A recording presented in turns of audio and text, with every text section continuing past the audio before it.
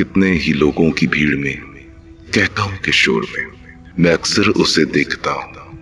ایک عالم سا ہے جس میں وہ کھوئی رہتی ہے، ہجوم میں جیسے سوئی رہتی ہے۔ اس کی زندہ دلی کو لوگ مثال بناتے ہیں، اس کی سی زندگی کو خیال بناتے ہیں۔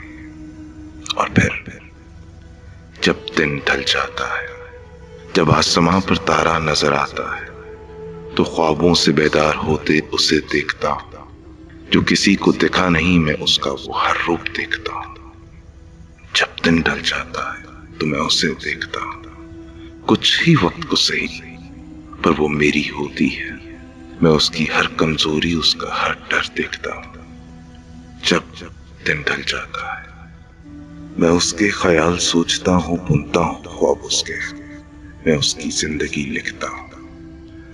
پھر تارا آسماں پر کھونے لگتا ہے اور سینے سے لگائے سر اس کا، میں اسے اکثر سویا دیکھتا ہوں۔